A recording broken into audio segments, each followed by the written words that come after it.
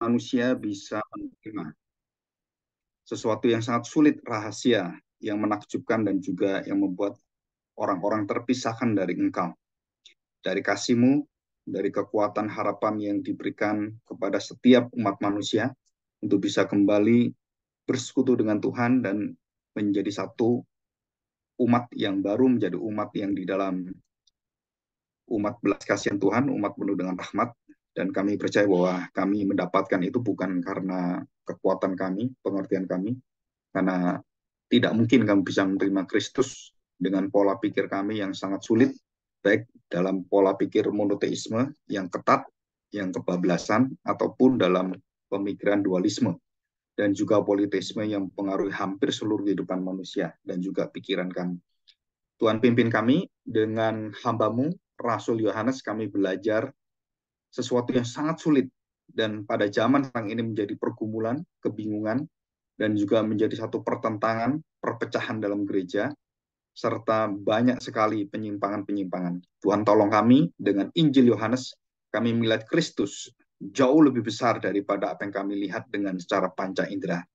Jauh lebih daripada sebelum semua itu ada. Bawalah kami ke dalam ketakjuban ini dan kemuliaan-Mu dalam ucapan syukur kami memuji Engkau, memuja Engkau, yaitu Tuhan kami Yesus Kristus yang menyatakan Bapa kepada kami dan memberikan Roh Kudus berdiam dalam kami selamanya. Terima kasih Bapa, di dalam nama Tuhan Yesus kami serahkan doa kami. Amin.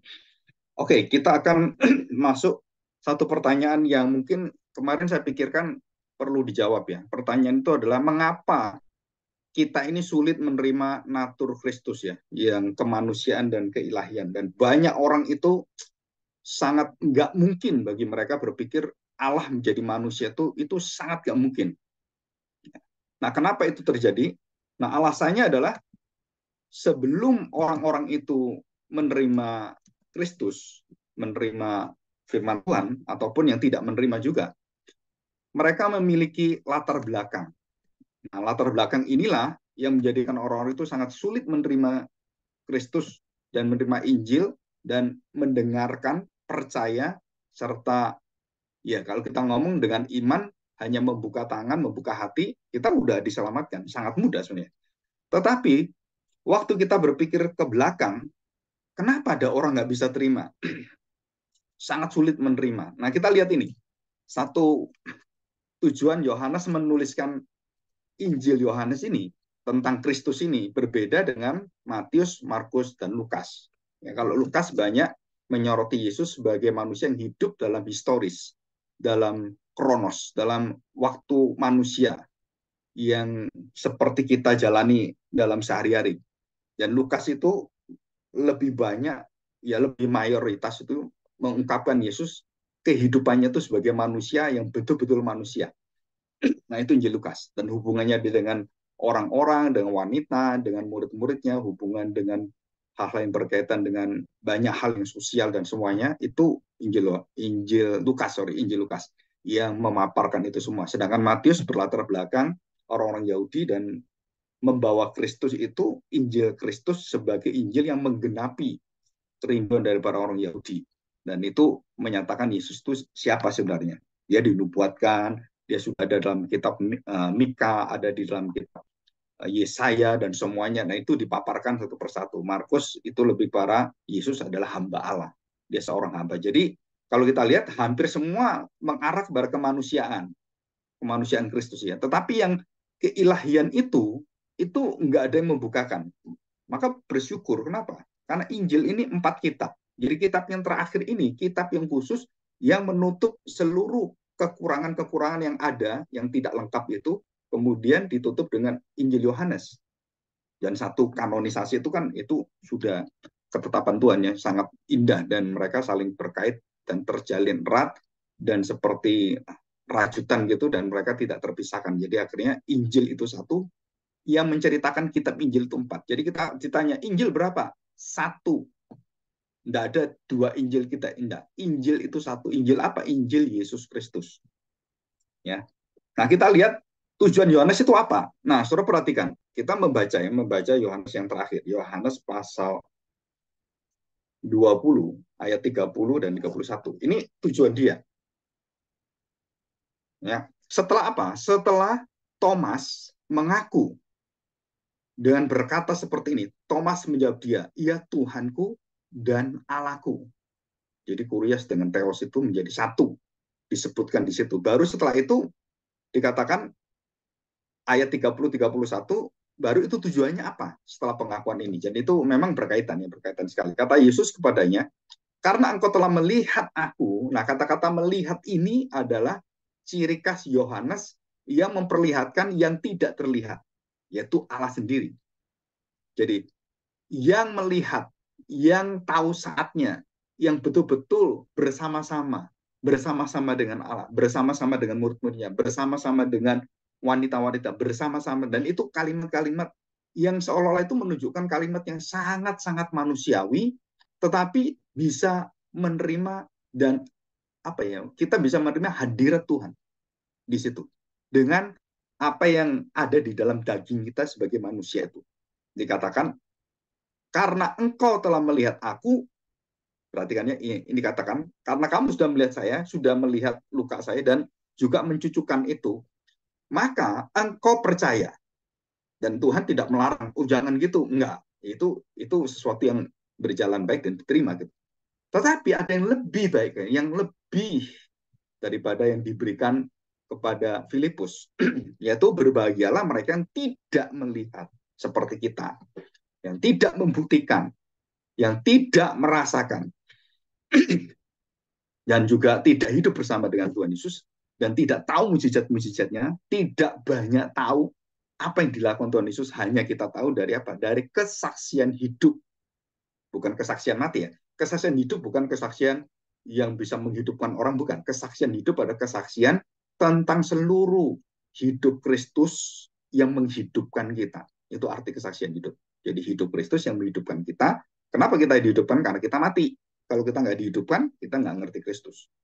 Dan ini dikatakan di sini, berbahagialah mereka yang tidak melihat namun percaya. Jadi percaya itu dari mana? Bukan dari melihat. Kalau kamu melihat percaya, itu sesuatu yang boleh dikatakan, nah itulah yang dipercaya oleh manusia. Membutuhkan yang dilihat. Ayo, kalau Allah itu ada, saya mau percaya. Kalau Allah itu nolong saya mau percaya. Kalau saya melihat Allah dan saya melihat itu, saya percaya. Nah, Filipus juga sama. Dia ingin melihat kayak apa sih Bapak itu. Dan Tuhan Yesus mengatakan, "Kamu lihat saya, kamu lihat Bapak." Filipus melihat Yesus, melihat Bapak. Dia nggak ngerti. Maksudnya apa gitu. Nah, setelah proses yang panjang dan bergaul dengan Tuhan Yesus, akhirnya Filipus tahu ya, siapakah Yesus sebenarnya. Dan dia adalah Allah sendiri. Ya Bapa sendiri, karena keilahiannya, ketuhanan, kealahannya sama. Ya, itu adalah hadirat yang sama. Nah, 30. Maksudnya Injil dicatat. Jadi maksud daripada tujuan kitab Injil, baik itu Matius, Markus, Lukas, dan juga Yohanes. Ada 4 kitab Injil dan 1 Injil ini, 1 Injil Kristus. Memang masih banyak tanda lain yang dibuat Yesus. Artinya tanda itu bisa dilihat, bisa dirasakan, bisa diraba, dan bisa secara panca indera itu betul-betul tahu ada di sana. Dikatakan banyak tanda lain yang dibuat Yesus di depan mata murid-muridnya yang tidak tercatat dalam kitab ini. Kitab lain nyatet dan kitab lain, dan banyak yang tidak tercatat, walaupun kitab-kitab nyatet masih banyak lagi. Jadi mujizat kalau sama ya nggak usah dicatat kan. Menyembuhkan orang buta, memberi makan 5.000 orang, 7.000 orang, kan itu ada kan. Dan yang lainnya ya nggak perlu catat semua. Nah dikatakan kalau dicatat dan diceritakan itu nggak memuat apa yang ada gitu. Kalau kita berpikir kan harusnya muat kan, berapa ribu halaman pun ya bisa aja hidupnya Tuhan Yesus bisa ditulis. Bukan literalnya, bukan apa yang kita lihat, tetapi latar belakangnya semua itu, wah Tuhan Yesus yang menciptakan ini, nggak habis-habis kita nulis itu. Nggak ada yang bisa menuliskan dengan tuntas tentang siapakah Yesus, dan dia adalah Allah, dan bagaimana dia adanya, siapa apa adanya dia, keberadaan dia. Surah tulisan manusia, bahkan miliaran manusia menuliskan tentang riwayat Yesus nggak akan cukup. Kenapa? Karena terlalu agung, terlalu luas, terlalu dalam. Dan kalau diceritakan satu persatu, itu kita sama dengan menceritakan seluruh semesta alam ini dan seluruh misterinya, dan semua itu adalah Allah sendiri, dan itu dikerjakan oleh Yesus sendiri, dan itu nggak akan habis-habisnya. Jelas ya? yang tidak tercatat dalam kitab ini. 231. Tetapi semua yang tercantum, yang dicatat, yang ditulis ini, yang tercantum di sini telah dicatat supaya kamu, nah tujuannya apa ini? Saya menceritakan tentang Yesus yang berbeda dengan sudut pandang daripada Matius, Markus, Lukas. Nah ini Yesus yang diceritakan Yohanes ini sangat berbeda. Tujuannya apa? Tujuan utamanya adalah supaya kamu percaya. Percaya apa? Percaya bahwa Yesuslah Mesias. Mesias itu juru selamat, hakim dunia, akhir zaman. Ya, istilahnya itu penghakim di akhir zaman. Kalau orang sini ngomong ratu adil gitu kan. Nah, Yesuslah Mesias, anak Allah, dan supaya kamu oleh imanmu memperoleh hidup di dalam namanya. Jadi ini jelas. Nah, tujuan Yohanes adalah untuk membukakan siapakah Kristus, memotret dan memberikan kita gambaran-gambaran yang sangat luar biasa tentang Yesus, bukan dari sisi seperti Matius, Markus, Lukas yang banyak tentang riwayat Yesus, bagaimana dia datang, kapan dia datang, seperti itu. Tetapi Yohanes lebih melihat kepada hubungan Yesus dengan Bapa yang satu, yang ilahi itu selalu berkaitan dengan waktu, waktu Tuhan, saatnya, kairos. Jadi waktu dia mau bertindak, dia mau melakukan apapun di dalam Yohanes, Injil Yohanes ini, kita tahu bahwa Yesus berkaitan dengan erat dan tidak terlepas dari Bapa. Dan itu sangat terlihat sekali. Dan kita percaya, termasuk perkataan Tuhan Yesus 7, perkataan aku adalah, itu adalah perkataan dia terikat dengan Bapaknya secara kekal. Bapak menjadi gembala, dia menjadi gembala. Bapak menjadi terang, dia menjadi terang. Dan semuanya, Bapak dan aku adalah satu. Sudah ini sesuatu yang sudah jelas. Nah, sekarang kita sudah melihat kan, Yohanes dalam Injilnya, dalam tulisannya, ingin memperkenalkan Kristus, dan dia memulai dengan memperkenalkan dari mana dia mulai. Dia bukan memulai dari keturunan-keturunan, bukan mulai dari bapaknya siapa, seperti Lukas kan, bapaknya ini siapa, bapaknya ini siapa, bapaknya siapa, bapak ini bin gitu. Sedangkan Yohanes itu menerobos. Nah, kalau saya lihat, menerobos ke belakang, bukan hanya dari keturunan suku-suku Israel, bukan hanya dari keturunan raja-raja, bukan hanya keturunan imam-imam, bukan hanya dari keturunan bapak-bapak iman, yang seperti sampai kepada Adam gitu.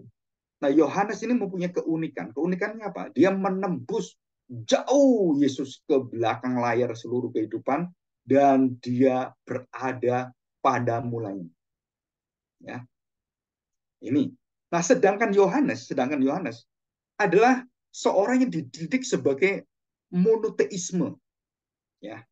Nah, kalau dualisme yang pernah saya ceritakan tentang aliran-aliran gereja, ya di sini kan, kita lihat ada aliran gereja yang kemudian memberikan 6, ya 6, kita lihat ini ada 6, ya 6 aliran sesat di dalam gereja.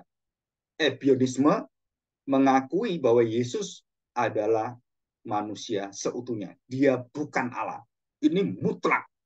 Sedangkan Arianisme yang juga saksi Yehova dan juga aliran Yahweisme dan banyak yang lainnya yang juga diajarkan oleh beberapa pendeta yang ada sekarang ini, Yesus bukan Allah sepenuhnya. Jadi apakah cuma seperempat, apakah dia setengahnya, apakah dia hanya Allah yang kecil, Allah yang minor, Allah yang betul-betul mini. Nah, ada sebutan seperti itu kan.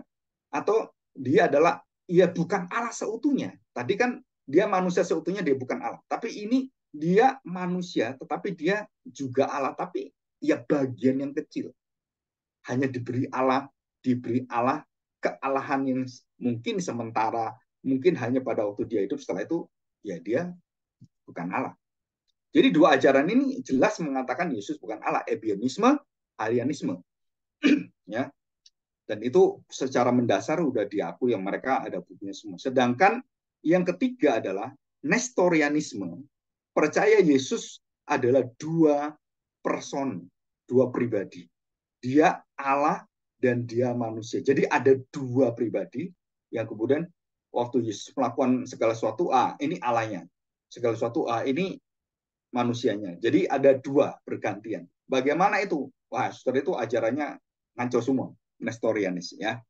Nah, sekarang kita lihat yang sisi sebelah kanan yang mengatakan Yesus adalah Allah dan dia bukan manusia. Kalau di sebelah kiri kan Ebionisme, Arianisme, Nestorianisme percaya Yesus adalah Allah, walaupun ada yang Allah yang betul-betul manusia yang seutuhnya, manusia yang ya sedikit Allah, ya kepercikan Allah, dan dia Allah yang kecil, Allah yang minor, Allah yang mini, dan semuanya. Atau Nestorianisme mengatakan bahwa dia manusia dan dia Allah. Dia mengakui manusia seutuhnya dua Allah. Jadi dua pribadi. Jadi beda gitu kan, beda lain. Nah, surah itu semua adalah ajaran sesat, aliran sesat. Nah, sekarang kita lihat yang sebelah kanan. Doketisme, Apolonisme, dan Eutikianisme. Doketisme tidak percaya Yesus adalah manusia. Dia Allah seutuhnya. Dia memakai topeng, dia menggunakan. Nah, ini banyak bapak gereja itu masuk ke aliran doketisme. Ya. Bapak gereja awal itu banyak dipengaruhi. Itu banyak sekali. Apolorianisme, Yesus dia adalah Allah, tetapi dia juga bisa memiliki ya seperti Arianisme. Dia juga manusia, walaupun kecil bagiannya. Di dalam kealahannya tuh mungkin berapa persennya gitu. Dan dia adalah manusia yang ada di dalam Allah. Setelah itu disebut. Dan ini banyak, Apolonianisme ini banyak yang menceburkan hamba Tuhan, pendeta-pendeta yang beraliran Injili ataupun yang beraliran reformasi itu jatuh di dalam pengertian seperti Apolonisme. Ya. Jesus was not fully human. Tentang apa? Lu dia kan Allah, dia harusnya tahu. Kalau dia mengatakan tidak tahu, berarti dia bukan Allah. Nah, saudara, Yesus was not fully human. Kenapa? Karena dia Allah kan. Nah, saudara lebih menekankan kealahannya lebih tinggi, lebih besar, lebih mayor, atau menekankan manusianya lebih besar, lebih mayor, saudara akan mengerucutkan atau mengkerdilkan kemanusiaan ataupun keilahian Kristus seperti Apolonisme ini. Sedangkan Eutikianisme, Yesus itu bercampur pribadinya. Kalau tadi Nestorianisme itu dua yang nggak bercampur, tapi Eutikianisme menciptakan Yesus yang bercampur dua pribadi, itu tidak terpisah tapi bercampur. Jadi nggak tahu gimana gitu kan. Nah, setelah ini aliran-aliran yang mempersulit. Jadi kenapa kita harus menerima ajaran-ajaran yang sulit dan kita harus bisa mengenal ini? Karena ini semua adalah bagian dari penerimaan Injil, mengenal Kristus, percaya pada Dia, tetapi kondisi kita, ya kondisi kita itu banyak dipengaruhi dengan pemikiran-pemikiran, pemikiran kejawen, pemikiran tentang kondisi umat manusia, pemikiran tentang filsafat, pemikiran tentang pendidikan, banyak pengaruh dalam pikiran kita, latar belakang kita ini, dan juga agama. Kalau saya agama dari timur, dari Hindu, Buddha, itu sangat sulit mempengaruhi kita karena politeisme. Sedangkan kalau dari Islam monoteisme, dari Hindu, dari Yahudi, Israel itu monoteisme. Ya, dan juga beberapa yang lain ajaran yang monoteisme. Nah, dari dualisme, monoteisme, politeisme, itu semuanya membuat apa? Kita sulit menerima konsep Yesus dalam dua natur dan satu pribadi. Nah, ini yang susah. Kenapa susah? Begini, Yohanes pasal 5 ini menyatakan pada kita jelas sekali. Saya bacakan ya. Yohanes pasal 5 ayat yang ke-37. Demikian. Bapa yang mengutus aku, dialah yang ayat 37. Dialah yang bersaksi tentang aku. Kamu tidak pernah mendengar suaranya. Nah, Yesus sekarang ini sedang menceritakan Allah satu-satunya Allah, Allah yang kekal, Yahweh, Yehovah, Adonai, Elohim itu. Dikatakan oleh Tuhan Yesus, diajarkan sendiri. Itu monoteisme. Tapi monoteismenya beda dengan orang Yahudi. Yesus mengajari ini monoteismenya itu di dalam diri dia akan menceritakan monoteisme itu. Apa sih? Kita bisa menerima itu dengan sempurna monoteisme itu di dalam keberadaan dia membukakan monoteisme itu.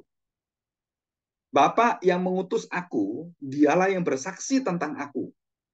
Kamu tidak pernah mendengar suaranya, rupanya pun tidak pernah kamu lihat. Nah, saudara di sini. Jadi orang-orang Yahudi semua monoteisme itu tahu. Allah tidak terlihat, nggak mungkin kita lihat. Kalau kita lihat Tuhan kita mati, hadiratnya aja membuat kita mati. Taurat turun aja, bukan Tuhan ini Taurat turun. Itu satu gunung itu, itu menjadi kudus dan orang-orang yang melewati mati semuanya. atau tabut perjanjian itu yang megang. Kalau bukan imam yang bertugas, mati. Nah, saudara, itu banyak hal yang seperti itu membuat orang-orang Israel kalinya, saudara tahu, itu dicengkram dengan pikiran ini. Dan monoteisme inilah yang akhirnya membunuh Yesus. Karena Yesus mengatakan bahwa Allah yang monoteisme itu kamu lihat sekarang, kamu tahu sekarang, dan saya ini adalah Allah yang bisa mengampuni sebelum Abraham ada, aku ada. Nah, story dia menunjukkan bahwa dia adalah Yahweh itu. Seluruh kitab Injil Yohanes, Yohanes ingin menghadirkan manusia Kristus itu adalah Yahweh, Allah sendiri. Ya, walaupun di kitab Injil yang lain juga sama gitu ya, tapi porsinya Yohanes adalah lebih banyak dia membuka rahasia hubungan-hubungan Yesus dengan Bapanya, Yesus dengan Roh Kudus, Yesus dengan kita, dan dengan orang percaya di seluruh bumi ini dan sampai akhir zaman dan akan dibangkitkan. Itu Injil Yohanes. Injil ini begitu luar biasa. Nah, saya nggak tahu apakah Rasul Yohanes itu menerima pendidikan Yunani, karena banyak tulisan Yohanes, karena dia berlatar belakang Yahudi, tetapi tulisan dia tuh hampir banyak, khususnya ayat yang awal ini, Yohanes 1, itu pengaruh dari pemikiran dualisme seperti Yunani. Sebenarnya bukan, atau seperti Plato dan semuanya, Aristoteles gitu. Tapi ini bukan, tapi dia adalah sebenarnya dualisme yang ada di dalam Alkitab.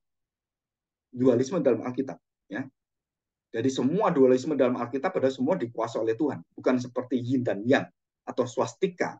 Ya, ada baik, ada jahat, jahat juga baik, baik juga jahat, gitu kan?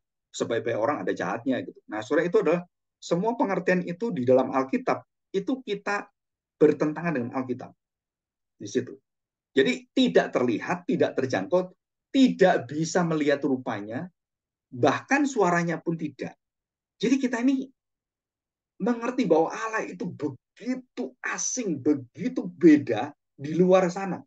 Alam yang kita nggak tahu itu di mana dia. Dan apa dia itu kita nggak tahu. Nah, ini saudara yang membuat akhirnya waktu Yesus menjadi manusia, orang itu tertawa dia. Kenapa? Loh, kan Allah. Loh, kok kamu tuh siapa? Kamu itu anak tukang kayu. Kamu dari Bethlehem, kamu dari Nazaret, kamu orang-orang sama dengan saya. Kamu orang-orang yang ya hidup dengan kami, kami juga tukang kayu, kamu tukang kayu. Saudara, banyak orang yang waktu melihat Yesus menyatakan dirinya di dalam keilahiannya, bahwa dia adalah Yahweh itu, seluruh orang di sekitarnya, bahkan murid-muridnya pun, itu sulit menerima kalau tidak ditolong oleh Bapa, sehingga Petrus bisa mengaku Yesus anak lama tinggi. Itu karena Bapa. Jadi presaposisi, pijakan kita, orang yang mengerti Yesus adalah Allah sesungguhnya, vere Deus, sesungguhnya itu bahasa latinnya vere, atau vere homo.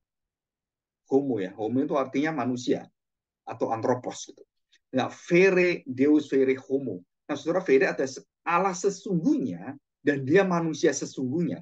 Dia manusia yang seutuhnya, betul-betul manusia, benar-benar manusia, benar-benar Allah. Nah, artinya di situ.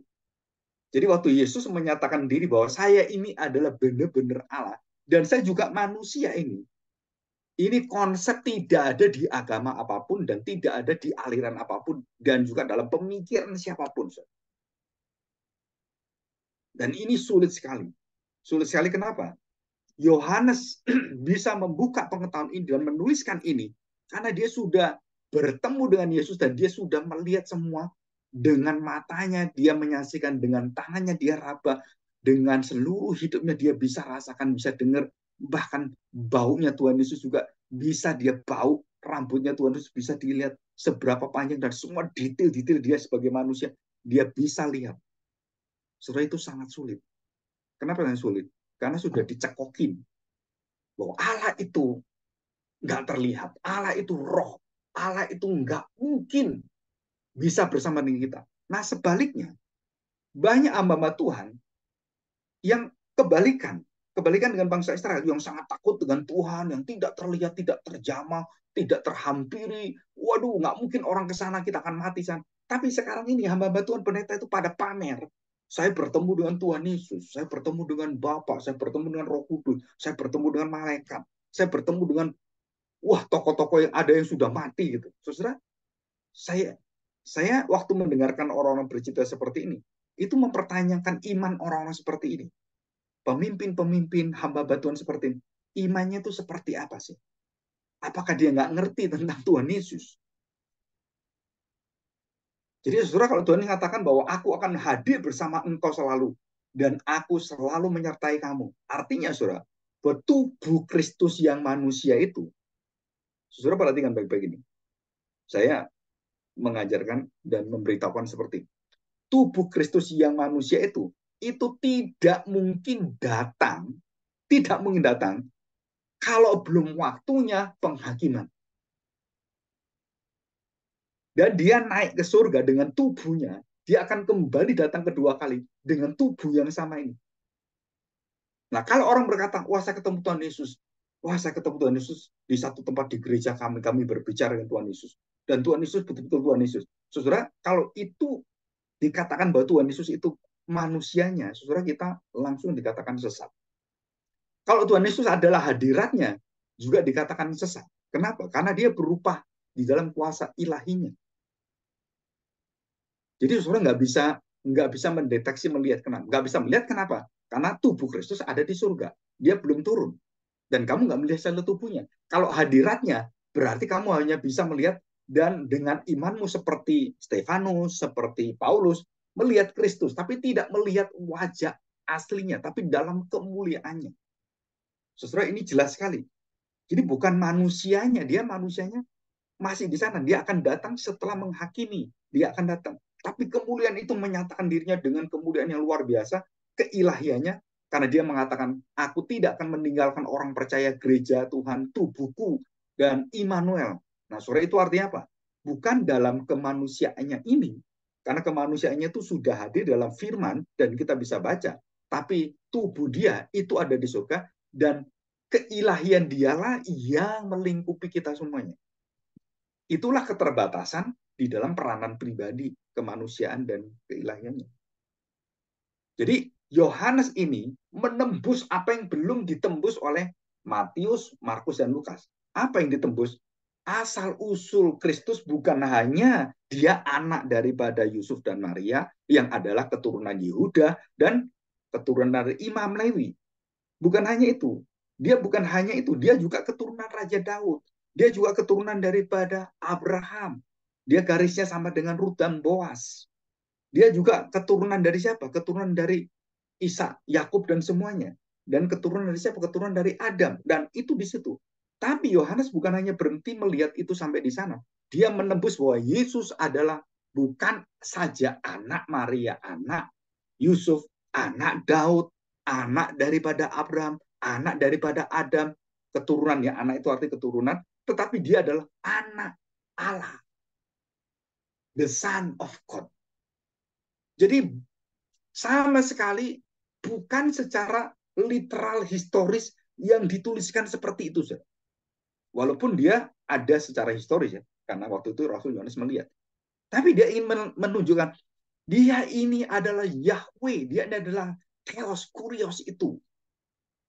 Dan dia mengatakan dalam Yohanes pasal 1 ayat 1, kalimat ini, pada mulanya adalah firman.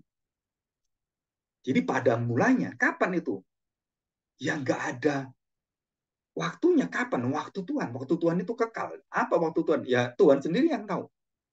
Waktu Tuhan adalah ada bagaimana waktu Tuhan menggilir dan menyatakan bagaimana bekerja itu di dalam times of God, ya, waktu Tuhan atau culture of God, kultur daripada Tuhan.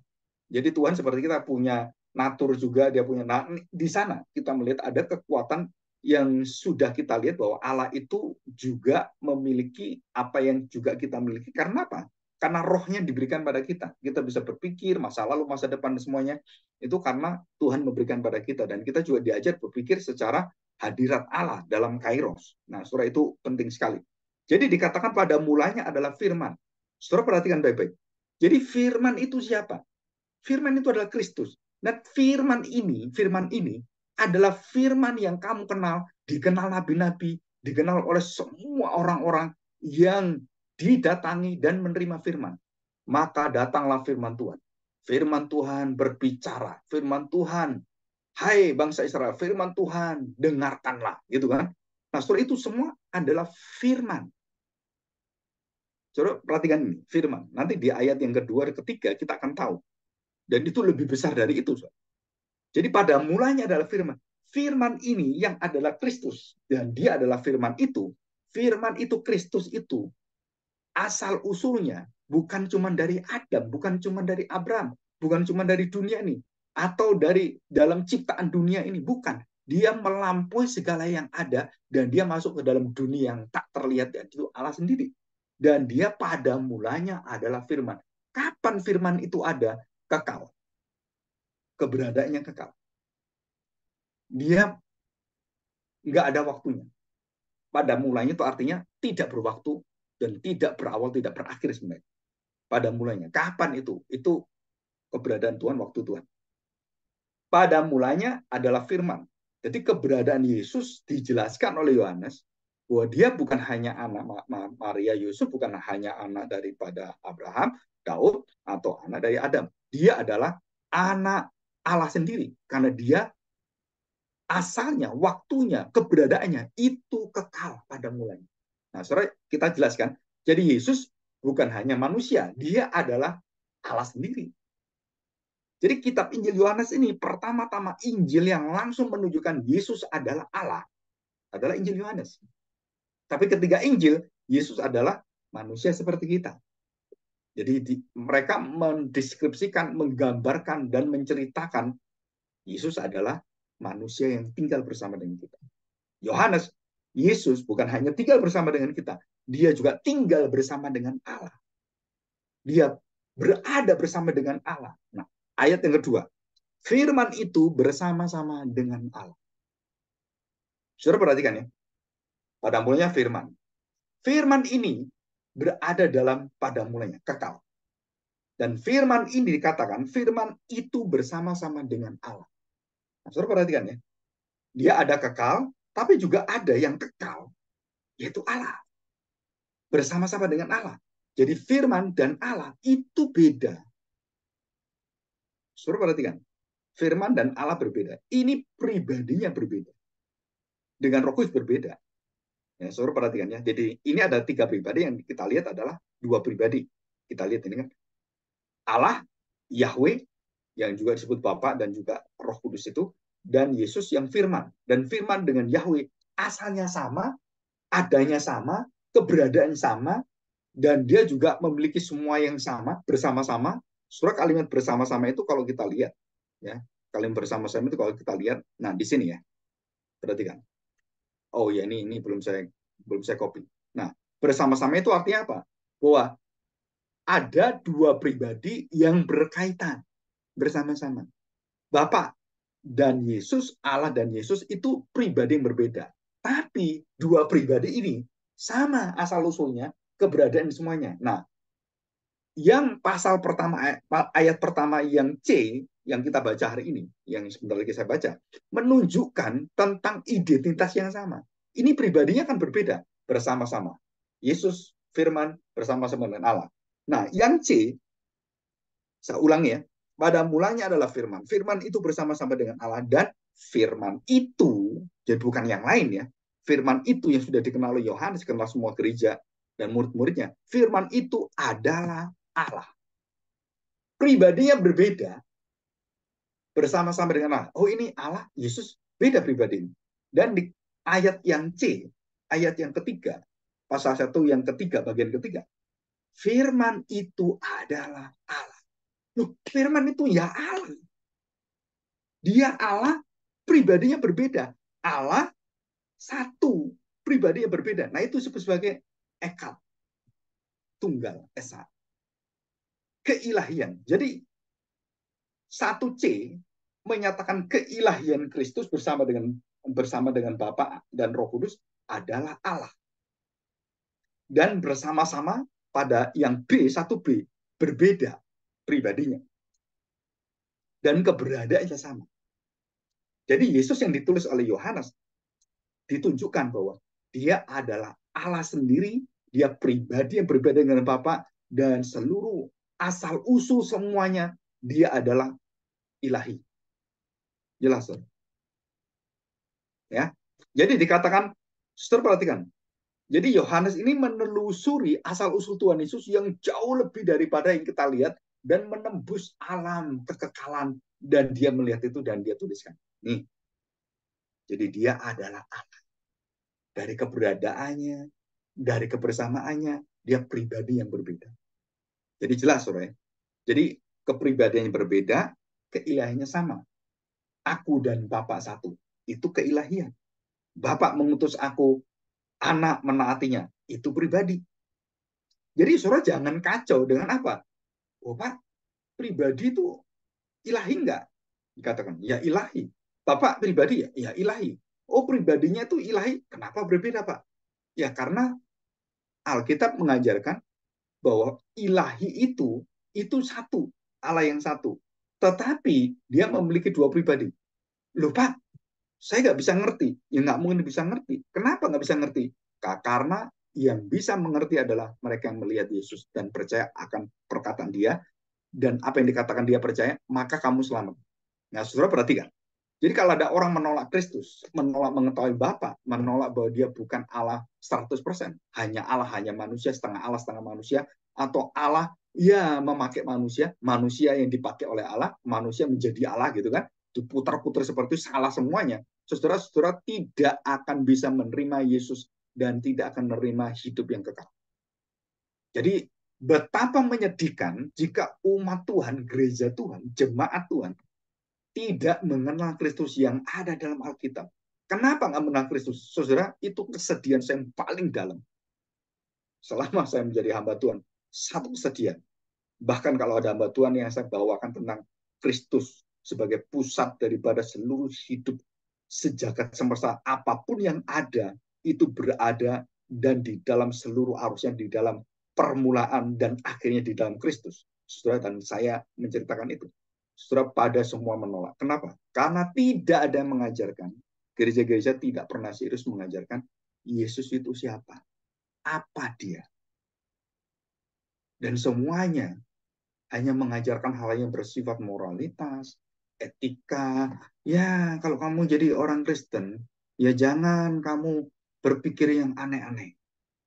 Ayatnya dipakai dalam Filipi. Pikirkan yang manis, yang enak, sedap didengar. Dan itulah orang Kristen. Jadi kita harus mengalami hidup yang manis-manis. Kalau yang pahit itu bukan orang Kristen. Itu orang jahat. Orang Kristen nggak pernah mengalami pahit. Dari satu ayat itu dan ditafsirkan, kenapa? Karena Tuhan itu begitu baik. Tuhan nggak pernah jahatin kita, tidak pernah merancang kejahatan. Artinya tidak pernah merancang kejahatan, tidak merancang juga kesakitan, kebangkrutan, dan semua. Dan itu jadi sesat kita. Kenapa? Karena jelas dalam Alkitab, Tuhan tidak pernah membuang dan mengambil serta menghilangkan penderitaan. Bahkan dia sendiri sebagai Allah yang menjadi manusia, dia masuk dan mengangkut dan menerima itu. Maka pengikut Yesus sejati, Yesus yang sungguh-sungguh menjadi tuannya, saudara, semuanya menderita keteladanan penderitaan Kristus. Itu, saudara, kalau menyangkali ini, saudara masuk neraka. Kenapa? Karena Tuhan mengajarkan. Semua, kalau kamu ikut aku, kamu harus menyangkali diri, harus pikul salib, harus ikut aku. Dan itu Tuhan Yesus sendiri katakan. Jadi bayangkan kalau umat Tuhan, gereja Tuhan itu tidak pernah mendengar, tidak pernah diajar, Yesus itu siapa?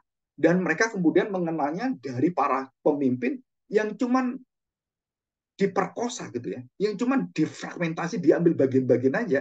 Dan orang itu mengerti, dia pikir, oh saya sudah percaya Tuhan itu sama masuk surga. Nggak bisa. Kenapa nggak bisa? Kamu harus percaya dengan iman. Kamu harus percaya dengan sungguh-sungguh Yesus adalah Mesias, anak Allah yang hidup. Nah, pengakuan inilah bukan berasal dari kekuatan kita, kemampuan kita, tapi berasal dari Bapa. Jadi saudara saya begini, saya tidak bisa memaksa orang waktu saya menceritakan tentang Yesus, berkhotbah tentang Yesus dan semuanya, terus orang itu pasti percaya. Kenapa? Lu saya akan memberitakan yang baik, yang benar. Saudara, saudara tahu, untuk membuka hati orang dan bisa orang itu mengerti tentang firman Tuhan itu, saudara, itu adalah anugerah. Jadi apa yang kita lakukan itu, saudara harus bersandar pada kekuatan roh Tuhan. Saya mau teriak-teriak apapun, saya mengajar dimanapun, saya di gereja manapun, saya memanggil para pemimpin gereja untuk berdiskusi, memberitahukan, dan kembalilah pada Kristus di gereja manapun saya ketemu dengan pendeta siapapun, saya ingatkan itu. Tetapi begitu mereka, wah kita nggak bisa dibagi seperti itu, dan terserah. Tapi selama saya tahu semua rasul, semua gereja itu tidak pernah mengkhotbahkan yang lain kecuali Kristus. Coba kita lihat dari rasul-rasul, Rasul Yohanes, coba kita lihat bahan-bahannya apa yang ditulis dalam kitab-kitab yang ada, suratan yang ada, itu semua tentang Kristus. Nggak ada nama lain yang dimuliakan mereka, yang diceritakan mereka. Kenapa sekarang kita menceritakan ya hal-hal yang mungkin bersifat itu duniawi manusiawi dan hal-hal yang ya kalau saya ngomong social concern gitu ya, perhatian secara sosial, kepentingan secara sosial, dan juga mungkin ya banyak gereja juga akhirnya pakai metode-metode yang tidak pernah membawa pada Kristus, malah menjauhkan dari Kristus. Ya, walaupun itu kadang-kadang dan mungkin juga sesuatu yang sangat dibutuhkan oleh gereja, persekutuan gereja yang baik, terus ada makan minum, ada coffee time, tea time, ada namanya fellowship dan semuanya, ada yang dinamakan breakfast bersama dengan hadirat Tuhan dan semua banyak, dan kalau saya lihat banyak program yang luar biasa gitu, ataupun dalam musik dan semuanya. Tapi saudara tahu, kalau firman Kristus itu, yang hidup itu, tidak pernah kita beritakan dan tidak pernah kita ajarkan, saudara, apa yang dituliskan Yohanes, kamu harus menerima, menyaksikan, mendengar dia, Injil Yesus anak Allah, supaya kamu percaya. Saudara nggak akan nyampe. Dan inilah kesedihan. Ya, dan kita juga berdoa gitu. Nah, saudara perhatikan. Jadi bukti dalam kitab Kejadian pasal 1 dan khususnya juga di dalam perkataan Yohanes gitu ya. Saudara itu dituliskan dengan sangat sangat jelas tentang hal-hal ini. Nah, yang kalau kita tahu 1 Yohanes, kita lihat ya, 1 Yohanes pasal 1 ayat 1. Ya, pasal 1 ayat 1.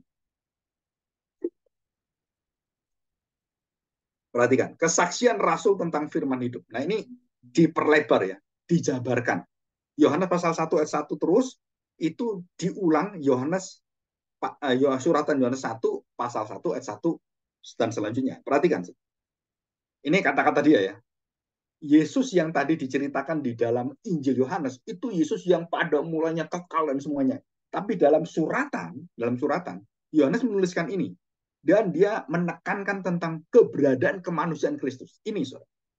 Apa yang telah ada sejak semula, mula-mula itu, arke itu, dikatakan apa yang telah ada sejak semula, yang telah kami dengar, yang telah kami lihat dengan mata kami, dan telah kami saksikan hidupnya, polanya semua kita melihat, kita menyaksikan, dan yang telah kami raba, kami pegang tangannya, kami gandengan. Dikatakan kami raba dengan tangan kami tentang firman hidup. Siapa itu Kristus? Itulah yang kami tuliskan kepada kamu. Jadi suratan Yohanes ini tentang siapa? Bukan tentang jemaat. Bukan tentang problema jemaat. Bukan tentang masalah-masalah yang ada. Mungkin masalah keuangan, masalah pengajaran sesat. Bukan itu. Tapi Rasul Yohanes sedang mengatakan kalimat ini. Aku menuliskan semua ini bukan tentang masalahmu, tapi aku menuliskan tentang firman yang hidup itu, yang kamu kenal, kamu percaya. Dia mampu memimpin, menyelesaikan, membereskan seluruh masalah hidupmu. Nah itu, saudara. Jadi bukan bagaimana caranya saya supaya kita dikasih kiat-kiat yang bisa kami menyelesaikan problema kami. 5 kiat, 7 kiat, ya 7 terobosan. Yang pertama ini, yang kedua ini, saudara. Dan saudara nggak pernah ketemu dengan Tuhan Yesus. Dan banyak kalau saya lihat di TikTok, di Instagram, dan juga di YouTube, banyak orang yang senang dengan apa? Dengan pemberitaan yang bersifat apa? Saudara, itu bersifat tadi itu fenomena. Semua yang berkaitan dengan ya relasi horizontal manusia. Tetapi kepada Kristus, saudara nggak ada yang bisa. Kenapa? Perhatikan, saudara. Saya melihat ini introspeksi diri. Kenapa ya banyak hamba-hamba Tuhan yang tidak memiliki begitu kerinduan untuk menyampaikan, mengenalkan tentang Kristus. Nah, saudara, ini kemarin saya bertemu di WA dengan beberapa hamba Tuhan yang berada di desa itu, dan kemudian ada yang menanyakan baik di Facebook, Pak, udah lama ini ya, Bapak nggak pernah ke sini gitu. Dan juga ada beberapa selama hampir 2 tahun itu belum ada pembinaan karena pandemi dan semuanya. Biasa kita ke sana gitu ya, ada jadwalnya dan setahun bisa 2 kali pembinaan hamba Tuhan. Nah, saudara, waktu saya melihat kerinduan mereka, saudara, saya cuma satu, apa sih? Bukan menyelesaikan masalah mereka, tetapi saya memberitakan, menyaksikan Kristus. Supaya mereka itu dengan kondisi sekarang ini, yang Kristus lagi diobrak-abrik, sedang diobok-obok dan gak karu-karuan ini, dan dampaknya ke mereka, dan mereka sudah banyak memberitahukan, Pak, kami ini banyak sekali jemaat kami yang bertanya, dan kami tidak memiliki kemampuan untuk itu. Menjelaskannya, kemanusiaan Kristus dengan keilahan Kristus. Kami kadang-kadang bingung sendiri. Nah, saudara perhatikan. Jadi kalau saya lihat di sini, mungkin keterbatasan hamba Tuhan atau pengetahuannya atau kemauannya untuk belajar, sehingga banyak akhirnya jemaat Tuhan itu nggak mengerti tentang pengetahuan tentang Kristus. Dalam Yohanes 17 ayat 1 sampai 3, saudara perhatikan. Pengetahuan tentang Kristus, pengetahuan tentang Allah, kalau itu tidak dimiliki, saudara tidak bisa memiliki hidup kekal. Dan itu jelas, jelas sekali. Jadi saya melihat, kenapa nggak bisa? Karena hamba Tuhan dan para pengajar, pengkhotbah, pemberita Injil, saudara tidak mengalami hidup bersama dengan Kristus. Tidak mengalami satu kecintaan, satu pengenalan dia, kehormatan, satu gentar, satu takut akan Tuhan, tentang Kristus yang adalah Yahweh, dia itu Adonai, dia yang Allah ditakut itu kemudian menjadi manusia yang bisa diraba, bisa dilihat, bisa didengar, dan bisa semua disaksikan, dan begitu utuh seutuhnya sebagai manusia. Saudara, itu menjadi sesuatu kekuatan yang luar biasa, sehingga orang yang mengenal Kristus tidak mungkin dia tidak membagikan pada orang lain. Dalam pikirannya, dalam masa depannya, dalam semuanya. Jadi kita jangan cuma berkutat di dalam hal-hal yang bersifat apa? Ya horizontal, saudara. Ya kita ini manusia punya kerjaan. Ya, saudara nggak pernah berpikir yang jauh. Coba saudara belajar pengetahuan Kristus, membaca firman Tuhan, mengenal dia, atau melihat YouTube yang ada yang selama ini kita sudah kirimkan gitu kan. Nah, saudara di sana itu saudara mendapatkan satu semacam apa ya, kalau saya ngomong itu satu drill ya. Jadi kalau saudara mendengarkan firman itu dengan benar, saudara cerna, sudah terima, saudara cek lagi dalam firman Tuhan, saudara akui, saudara taati, itu akan melindungi kita dari seluruh ajaran-ajaran palsu.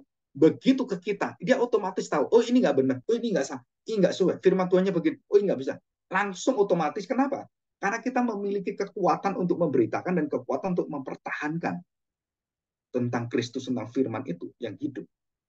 Jadi Yohanes dengan jelas menyatakan, ini loh, yang kamu kenal ini, dia bukan Allah yang cuman Allah yang menurut kamu seperti dunia, bukan. Dia betul-betul Allah yang bukan tidak nampak.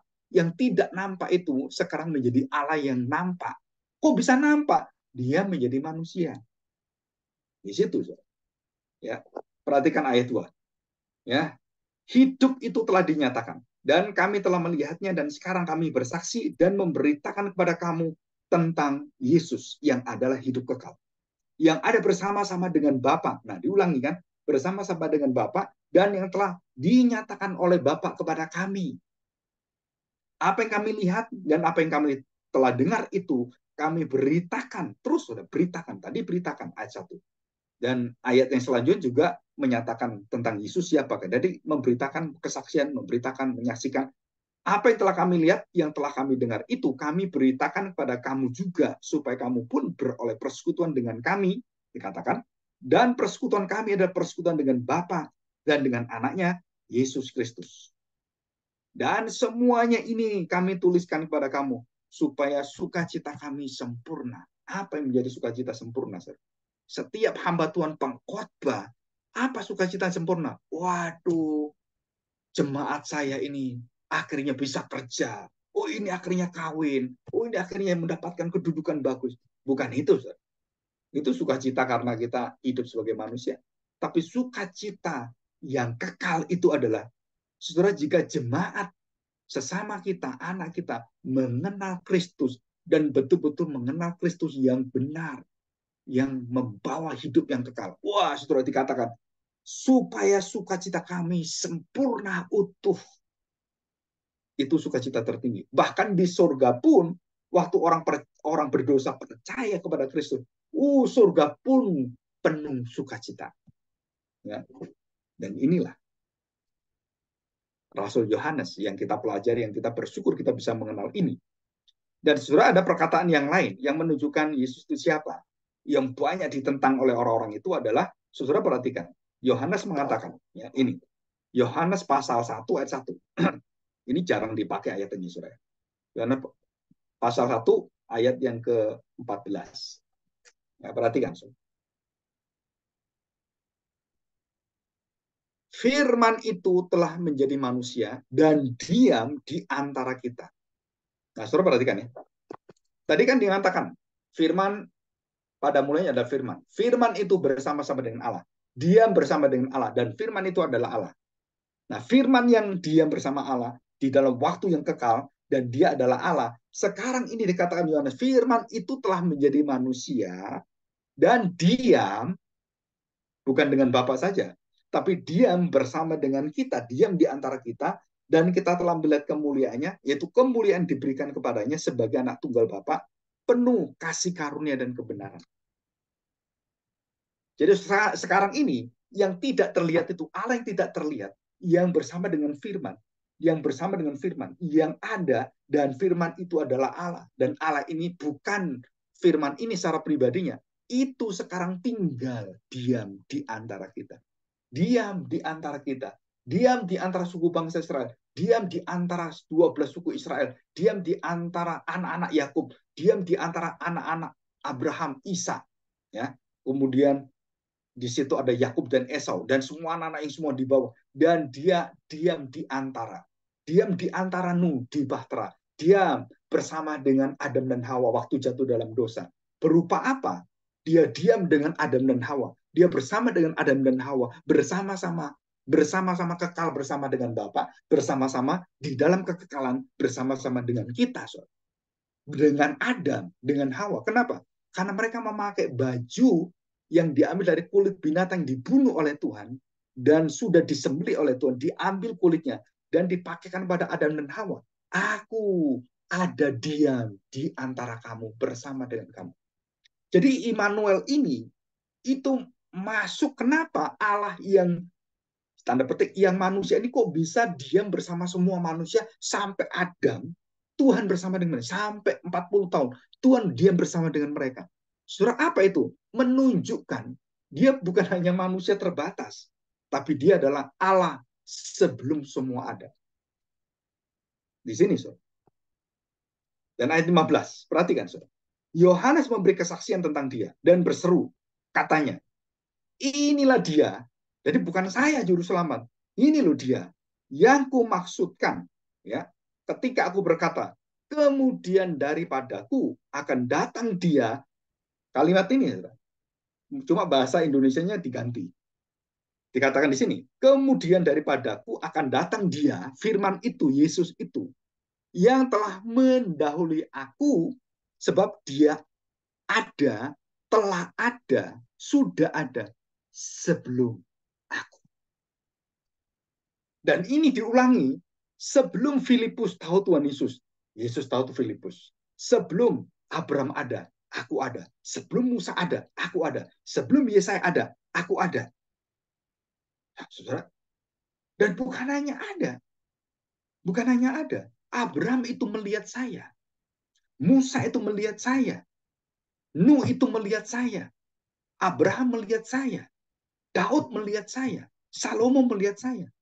Loh, mana buktinya? Ada di Alkitab semua. Masa Yesaya ketemu Tuhan Yesus? Ketemu Tuhan Yesus. Dan ada dalam ayat firman Tuhan. Yesaya ketemu dengan Tuhan Yesus. Saudara, di situ ada. Ya, Yesaya ketemu dengan Tuhan Yesus ada, saudara. Dikatakan di situ. Kenapa? Nah, saudara, kita buka Yohanes pasal 12. Perhatikan, saudara. Yohanes pasal 12 ayat 41. Banyak orang berkata, kapan Abraham melihat? Itu di Ibrani, saudara. Kitab Ibrani ada. Abraham melihat, ya, melihat dari jauh. dan melihat dengan mata dengan imannya Mesias. Nah, saudara, itu semua indah luar biasa. Perhatikan, Yesaya 12 ayat 41. Perhatikan, saudara. Saya bacakan dari ayat yang ke-39. Karena itu mereka tidak dapat percaya sebab Yesaya telah berkata juga. Kenapa mereka percaya? Ia telah membutakan matamu dan mendegilkan hatimu. Siapa ini? Ia. Ia ini siapa? Firman itu. Allah. Yahweh itu. Dan melalui firman itu, ia telah membutakan mata, mendegilkan hati, supaya mereka jangan melihat dengan mata, jangan menangkap dengan hati. Lalu berbalik sehingga aku menyembuhkan mereka. Aku menyembuhkan mereka. Yesaya sedang berbicara dengan siapa? Firman. Jadi aku ini siapa? Firman. Jadi Yesaya ini lagi berbicara dengan siapa? Dengan Yesus Kristus, prainkarnasi. Hal ini dikatakan oleh Yesaya karena, nah sering perhatikan, ya, karena banyak orang mengatakan, Bapak ini ngarang-ngarang masuk seluruh kitab suci, mau melihat Yesus, itu cuma 1-2 bagian aja, bukan semuanya. Saudara harus belajar baik-baik, ya, sungguh-sungguh baik-baik. Seluruh Taurat itu menunjuk pada Kristus. Seluruh ritual menunjuk pada Kristus. Seluruh perjanjian Tuhan, mau Nuh, Abraham, mau Adam, perjanjian semua itu menunjuk pada Kristus, dan Kristuslah wujudnya, dan perjanjian semua itu adalah bayangan, dan dialah wujudnya.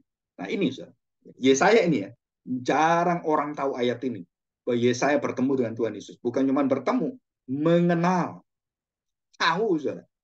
Hal ini dikatakan oleh Yesaya karena ia telah melihat kemuliaannya dan telah berkata-kata tentang dia. Jadi saya tanya, Yesaya kenal Tuhan Yesus? Lu kan Yesus belum lahir. Iya, dia sudah kenal. Dia sudah memperlihatkan pada Yesaya. Bagaimana itu? Saya nggak tahu, Ustaz. Yesaya melihat kemuliaannya itu. Ya. Nah, sore ini ayatnya banyak. Ya, ini ayatnya banyak. Ya, sangat banyak sebenarnya. Oke. Nah, kita lihat sekarang ini, ya. Nah, sekarang kita lihat Abraham. Yohanes pasal 8 ayat 58. Ya. Yohanes 8 ayat 58. Kata Yesus kepada mereka, Aku berkata kepadamu sesungguhnya sebelum Abraham jadi, sebelum Abraham ada, hidup, dia lahir, aku telah ada. Lalu mereka mengambil batu untuk melempari dia, tetapi Yesus menghilang dan meninggalkan bait Allah. Jadi di sini kita lihat praeksistensi Tuhan Yesus sebelum Adam ada, Abraham ada, aku sudah ada. Sebelum Daud, sebelum semua, bahkan sebelum dunia dijadikan, aku sudah ada. Aku pada mulanya bersama dengan Bapa. Kekal bersama dengan dia. Nah, ini yang ingin ditunjukkan oleh Yohanes kepada seluruh jemaat yang membaca, termasuk kita hari ini. Dikatakan di situ, maka Abraham, Yohanes Pembaptis, Musa, Yosua, sama dengan Yosua juga melihat Kristus. Yosua itu melihat Kristus. Malah panglima tentara malaikat Yehova adalah Yesus yang menunjukkan akan Kristofani, Teofani, Allah yang nampak. Itu semua Allah yang menampakkan diri di dalam wujud manusia dengan bermacam-macam. Yang malaikat Allah dan kemudian bergumul dengan Yakub. Saudara, itu semua adalah Yesus Kristus. Dan tidak boleh ada orang mengatakan, saya nggak percaya. Silakan. Kamu nggak percaya? Ya nggak apa-apa. Berarti kamu tidak mendapatkan hidup yang kekal. Oh, saya percaya Yesus Tuhan Juru Selamat. Tapi yang kamu cerita nggak percaya? Ya sama. Mereka punya kitab suci, punya. Mereka tahu Tuhan Yesus Mesias, punya. Pikiran Mesias mereka sesuai dengan pikiran mereka. Monoteisme mereka. Bukan seperti Kristus katakan. Yang seperti dibuatkan. Dalam Yohanes 5 ayat 19 dikatakan demikian. Ya. Perhatikan. Maka kata Yesus kepada mereka, menjawab mereka. Aku berkata kepadamu sesungguhnya anak tidak dapat mengerjakan sesuatu dari dirinya sendiri jikalau ia tidak melihat Bapa mengerjakannya. Sebab apa yang dikerjakan Bapa itu juga yang dikerjakan anak. Jadi perhatikan, Sob. Yesus waktu mengerjakan semuanya, dia bukan mendengar, tapi dia apa? Dia melihat Bapa. Dia mengenal, bukan seperti kita. Dia melihat Bapa mengerjakan semua. Jadi waktu Tuhan Yesus mengerjakan dia sampai lahir menjadi manusia, dia menjadi imam, dia mengajar, dia kemudian menderita, dia mati kau salib. Saya tanya, saudara, dikatakan dalam ayat ini, jikalau tidak ia melihat Bapak mengerjakannya. Jadi dia sedang mengerjakan kerjaannya siapa, kehendaknya siapa. Saudara tahu, ini kehendak Bapaknya. Jadi dia mati kau salib. Dan saudara, siapa yang bunuh Tuhan Yesus? Tuhan Yesus pernah mengatakan apa? Kalau bukan Bapak yang berikan, kamu nggak bisa bunuh saya. Jadi Tuhan Yesus itu secara manusia kita lihat yang membunuh adalah keputusan Sanhedrin, keputusan agama, pengadilan, keputusan pengadilan negara, kemudian dihukum mati, ini hukum mati rajam, ini hukum mati disalibkan, dan kemudian jadilah dihukum mati disalib. Saudara, melalui tangan-tangan dosa ini, kedegilan, kebiadaban manusia, saudara, Bapak mengerjakan rencananya, dia menyerahkan anaknya, dia memberikan anaknya. Untuk apa? Dibinasakan, dibunuh. Sebagai apa? Manusia. Jadi waktu Yesus mati di kayu salib, saudara, saya beritahu, berarti Yesus mati adalah, nah kan dia dengan keilahnya kan sama. Jadi kalau manusianya mati, Allahnya otomatis mati. Saudara, saya tanya, disinilah kita punya kelemahan seperti Bapak Gereja tadi, 6 aliran tadi. Kita nggak ngerti kok bisa dia pribadinya, dia Allah kok bisa mati. Allah kok bisa mati? Oh nggak mungkin. Orang agama lain tanya, saya pernah ditanya waktu di kelas, waktu saya masih SMP. Kamu percaya Tuhan Yesus? Dia Tuhan. Iya, percaya. Coba saya tanya, Tuhan bisa mati nggak? Nggak bisa mati. Terus saya tanya, kamu percaya Tuhan Yesus Tuhanmu? Iya. Kenapa Tuhan Yesus mati? Nggak bisa jawab saya. Ya, nggak bisa jawab. Kenapa? Karena saya belum mengerti tentang, oh dia punya manusia, dia punya ilah. Nggak jawab. Tapi saya punya kebijakan dan kemudian saya bisa menjawab dengan hebat atau dari mana. Dan saya mengatakan, saya nggak tahu. Yang saya tahu, dia adalah Tuhan saya, dia menjadi manusia, dan dia mati bagi saya, dan dia menebus saya, dia juru saya. Dan saya beritahu itu, saya nggak pernah belajar teologi ya, karena waktu itu masih SMP. Tapi saya menjawab dengan jelas sampai saya ini masih ingat bahwa dia adalah Tuhan saya percaya pada dia dan dia mati bagi saya. Dia adalah manusia yang menebus saya. Dia juru sama saya. Cuma itu aja saya. Saya nggak pernah baca-baca buku teologi ya. Dan banyak orang-orang dalam kapasitas dilindungi Tuhan, disertai oleh Tuhan, bisa mengaku Yesus adalah manusia seutuhnya, Tuhan seutuhnya. Dan sebenarnya itu pertolongan dari Tuhan. Walaupun kita tidak banyak tahu, tapi roh Tuhan membantu kita. Apa yang kita ucapkan, kita katakan. Asal kita betul-betul percaya pada Yesus dan ucapan kita akan dijaga Tuhan. Dan saya percaya itu. Ya, oke. Nah, saudara, kita akan masuk ke yang terakhir. Saudara, ini ada pengetahuan baru, yaitu Yohanes itu oleh para bapak teologi ya, para profesor teologi yang ahli itu mengatakan Yohanes menghadirkan dua sisi sudut pandang Yohanes. Yang pertama adalah Yohanes memandang Kristus yang high kristologi, berasal dari atas, high ya. Jadi above, kristologi above. Dan yang kedua, Yesus yang berada di bawah, low kristologi, yaitu kristologi yang berada di bumi ini. Di situ, saudara. Jadi keilahian dan kemanusiaannya. Nah, di situ banyak bapak-bapak teolog-teolog biblika itu menyebut sebagai dua sisi Kristus yang dia berasal dari Allah dan dia juga adalah manusia lahir hidup dari semua dari keturunan-keturunan ada. Jadi inilah disebut sebagai high kristologi dan low kristologi. Nah, saudara ingat ayatnya pasal 1 ayat 1 sampai 3, kemudian pasal 14 sampai pasal 18 tentang kemanusiaannya. Dan itu dalam satu pasal. Jadi high dan low ditutup dengan low. High dan low. Di tengahnya kita melihat Yesus itu siapa. Ya, oke, yang terakhir. Saudara perhatikan. Kita lihat Yohanes pasal 1 yang terakhir ya. Yohanes pasal 1 ayat yang ke-2. Ya. Ia pada mulanya bersama-sama dengan Allah. Nah, perhatikan ya. Ini sudah jelas, kita sudah baca. Ayat yang ketiga. Segala sesuatu dijadikan, dengar sore ini ya. Segala sesuatu didengarkan, dijadikan ya.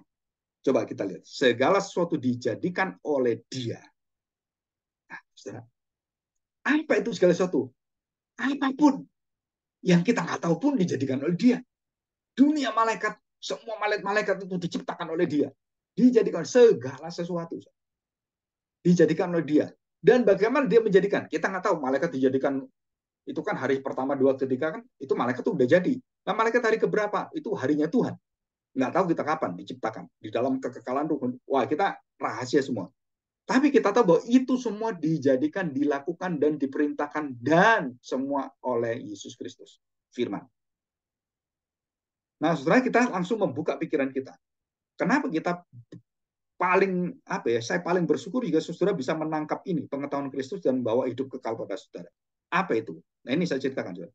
Dan waktu kita membuka rahasia ini menembus kepada seluruh pekerjaan penciptaan, dan kita dibawa ke dalam satu, siapakah yang mengerjakan semua penciptaan?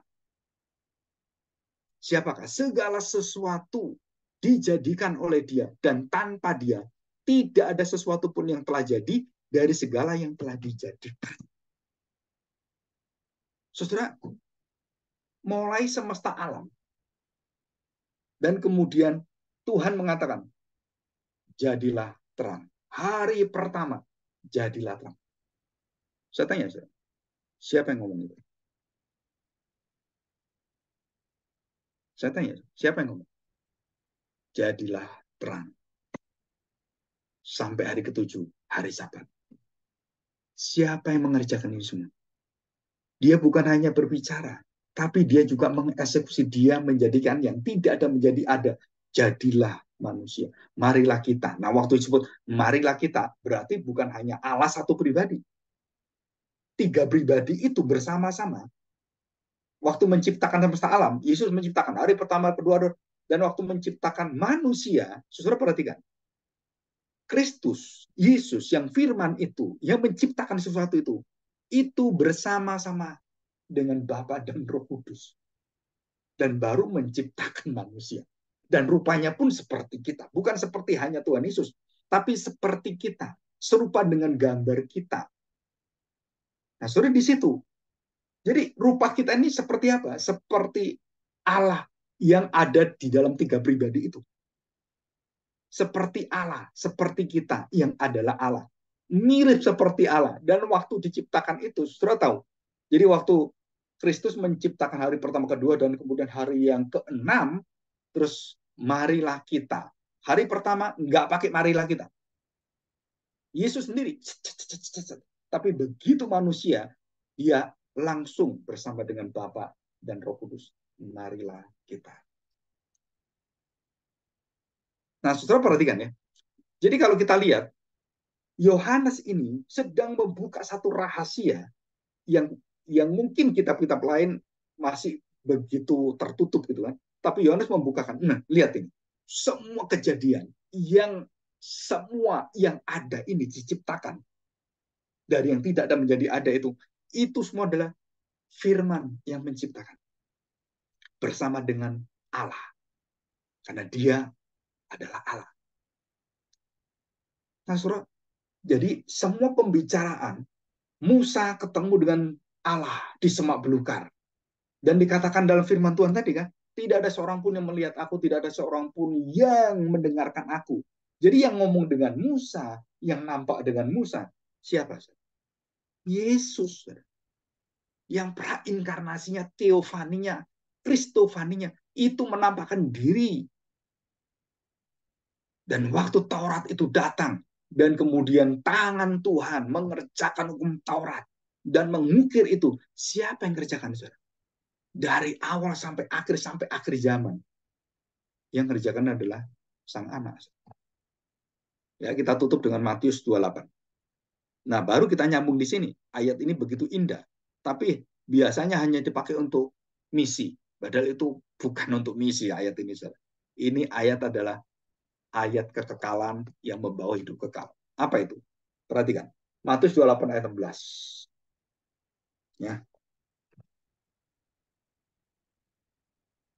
Dan ke-11 murid itu berangkat ke Galilea, ke bukit yang ditunjukkan Yesus kepada mereka. Ketika melihat dia, mereka menyembahnya. Nah, saudara perhatikan, sudah tahu dia menyembahnya. Sebelum-sebelumnya nggak ada ini. Tapi mereka menyembahnya, dia disembah oleh murid-muridnya, tetapi beberapa orang-orang ragu. Yesus mendekati mereka dan berkata, perhatikan, saudara, kepadaku telah diberikan segala kuasa. segala yang ada, segala sesuatu, segala yang ada, semuanya diserahkan kuasa itu di surga dan di bumi kepada. Ya. Dia menyatakan apa? Akulah Allah itu. Dan akulah Yesus yang kamu lihat manusia itu. Jadi dalam pribadinya itu, yang diberi kuasa siapa? Dan yang menghakimi siapa? Yesus mengerjakan semua penghakiman di mana? Dia menjadi manusia, baru dia menjadi hakim yang menghakimi manusia. Justru ini ayat ini penting sekali.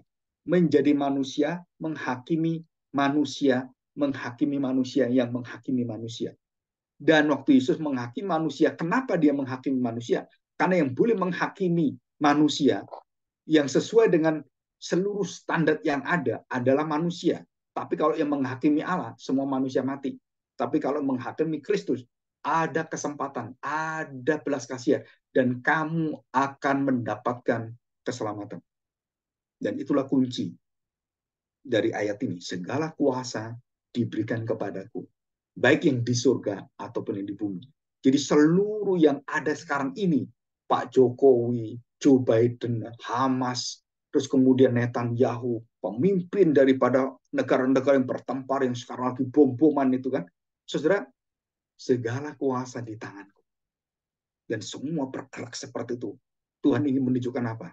Saudara, satu, akulah yang akan mengontrol, mengatur, aku yang berdaulat, dan semuanya pada waktunya, aku akan menunjukkan siapakah aku di depan manusia.